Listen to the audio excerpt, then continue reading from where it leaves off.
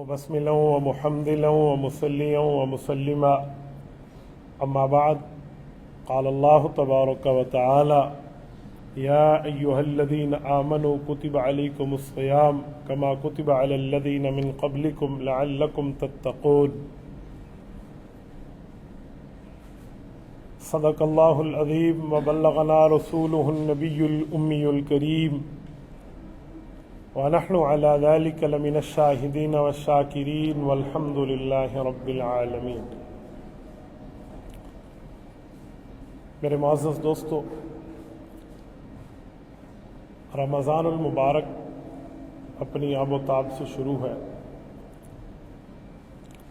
پہلا عشرہ تقریباً 2 دن بعد مکمل ہونے والا ہے۔ ہم روزہ اللہ کے حکم پہ رکھتے ہیں تو اس روزہ رکھنے کی وجہ قرآن کریم نے خود بیان فرمائی ہے۔ سورۃ البقرہ آیت نمبر 183 پارہ نمبر 2 ہے۔ اللہ فرماتے ہیں یا ایھا الذین آمنو، اے ایمان والو، کتب علیکم الصیام، تمہارے لیے روزے لکھ دیے گئے ہیں، یعنی فرض کر دیے گئے ہیں۔ کما کتب علی الذین من قبلکم، جیسے پہلی امتوں پر روزے فرض کیے گئے تھے۔ اب روزہ کیوں فرض ہے؟ فرمایا لعلکم تتقون، تاکہ تم تقوی دار بن جاؤ۔ کتنے دن روزے ہیں؟ ایام معدودات، فرمایا چند ایام، جس کو 1 مہینے سے تعبیر کیا گیا ہے۔ بلکہ اللہ تعالیٰ نے ان ایام کی وضاحت اگلی آیت میں جا کے کر دی کہ شہر رمضان، وہ 1 مہینہ رمضان المبارک کا ہے۔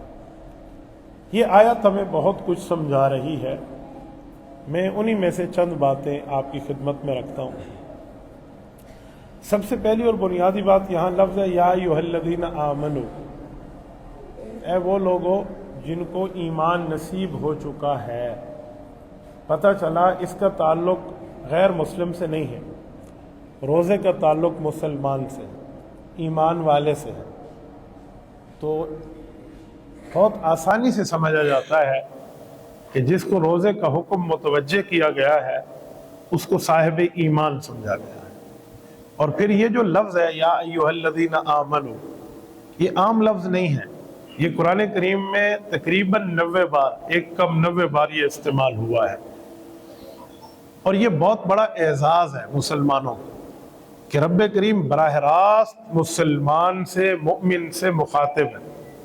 قرآن میں یا ایھا الناس ہے تو وہ تمام انسانیت کے لیے ہے، اس میں مسلمان غیر مسلم سب شامل ہیں۔ لیکن جو یا ایھا الذین آمنو ہے، اس میں خالصتاً مسلمانوں کو حکم۔ سب سے اول خطاب رسول اللہ کی جماعت کو ہے جو نبی پاک کے ساتھی ہیں، کیونکہ جب یا ایھا الذین آمنو کا لفظ اتر رہا تھا تو وہی یا ایھا الذین آمنو کا مصداق تھے جو حضور پاک کے پاس صحابہ بیٹھے تھے۔ ان کے بعد جو امت ایمان میں داخل ہوگی سارے اس خطاب کے اعزاز میں درجہ بدرجہ شامل ہوگا، تو بڑا اعزاز ہے۔ اگلی بات کتب علیکم الصیام، تمہارے اوپر روزے لکھ دیے گئے، فرض کر دیے گئے ہیں۔ اس سے سمجھ آیا کہ روزے کو آپ بطور عبادت سمجھیں، نہ کہ اس کو بطور بوجھ سمجھیں۔ دیکھیں نماز اگر بوجھ لگتی ہے نا تو اس کا مطلب ہے کہ میرے ایمان میں کمی ہے۔ تو جس کو روزہ بوجھ لگتا ہے وہ سمجھے کہ یہ روزہ اس کے ایمان کی کمی کے اوپر یہ دلالت ہے کہ اس کا بوجھ لگ رہا ہے۔ اس کو بطور فرض، بطور عبادت سمجھیں۔ اچھا، یہاں ایک لفظ ہے کتب علیکم الصیام، روزے فرض کر دیے گئے ہیں، تو ایک چیز ہمیں مزید سمجھ آئے گی۔ دیکھیں نماز فرض ہے، تو جب ہم عبادت شروع کرتے ہیں نماز کی تو اس وقت صرف توجہ نماز کی طرف ہوتی ہے، دوسری طرف نہ توجہ ہوتی ہے نہ ان سے گفتگو ہوتی ہے۔ مثلا کوئی ساتھی نماز پڑھنے کے لیے آئے اور خلا میں ٹھہرے تو کہتے ہیں نہیں مل کے ٹھہرو، تو آپ نماز کے دوران اسے یہ نہیں کہہ سکتے کہ بھائی سنت پہ عمل کرو، مل جاؤ۔ اگرچہ یہ لفظ اچھا ہے، دین کی بات ہے، نیکی کی بات ہے، لیکن نماز میں نہیں کرنی۔ کس سے بات کرنی ہے؟ اللہ سے۔ تو پتہ چلا عبادت کا کوئی کنسیپٹ ہوتا ہے، کوئی تصور ہوتا ہے، اور اس تصور اور اس دائرہ کار کے اندر رہتے ہیں۔ تو جب روزہ فرض ہے اور عبادت ہے تو اب اس فرض کو بھی غلط کاموں میں مبتلا نہ کریں۔ کیا مطلب؟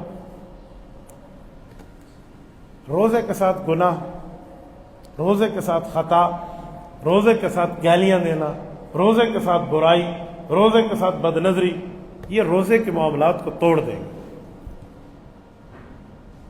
میں سمجھانے کے لیے ایک لفظ حدیث پاک کو پیش کرنے لگا۔ نبی علیہ الصلوۃ والسلام نے فرمایا، جس کا مفہوم ہے کہ روزہ صرف بھوکے رہنے کا نام نہیں ہے اور پیاسا رہنے کا نام نہیں ہے۔ روزے کا مطلب ہے کہ سر کی چٹیا سے لے کر نا پاؤں کے ناخن تک یہ ایک ایک چیز اللہ کے حکم کی پابند رہے۔ آنکھ، ناک، کان، زبان، ہاتھ، دل و دماغ، پاؤں کہاں استعمال کرنے ہیں وہ اللہ کے حکم کے پابند ہیں۔ ورنہ حدیث پاک ہے کہ ایسے کتنے روزے دار آپ کو ملیں گے جن کے پاس بجز بھوکا اور پیاسا رہنے کے علاوہ کچھ بھی نہیں۔ کیا مطلب؟ یعنی انہوں نے اپنی نیکیوں کو برباد کیا، وہ گناہوں کے زور پہ لگے ہوئے۔ حالانکہ اس وقت یہ عذر اور یہ بہانہ بھی ہم تلاش نہیں کر سکتے، جی شیطان نے کرا دیا، وہ تو گرفتار ہے، تو پکڑا گیا۔ رسول اللہ کی حدیث ہے، اگر کسی کو شیطان کی گرفتاری میں شک ہے تو وہ اپنے ایمان کو اپڈیٹ کر لے۔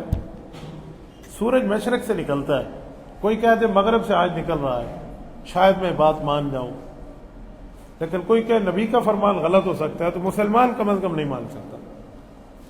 تو شیطان تو گرفتار ہے، ہمارے پاس کیا عذر ہے کہ ہم اللہ کے سامنے وہ عذر پیش کریں، جی گناہ اس وجہ سے ہوا ہے۔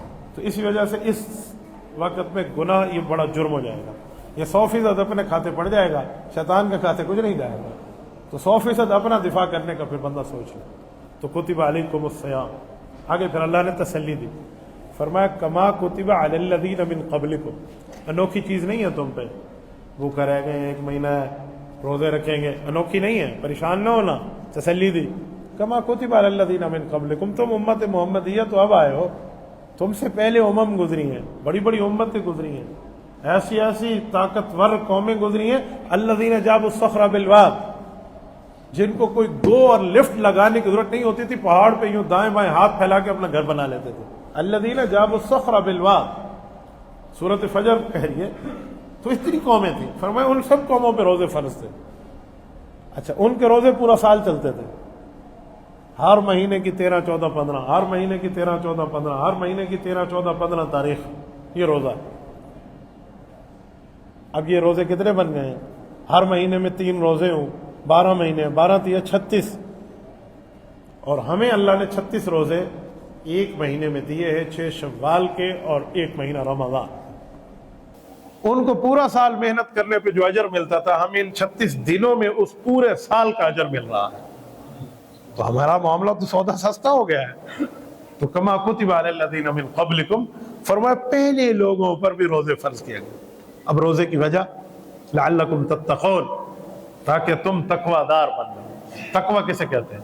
تقوی کا لفظی ترجمہ ہے گناہ سے دوری، گناہ کو چھوڑنا۔ لیکن کیسے چھوڑنا؟ ایک ہے گناہ چمٹ جائے پھر چھوڑو، ایک ہے خود کو گناہ کے قریب نہ جاؤ۔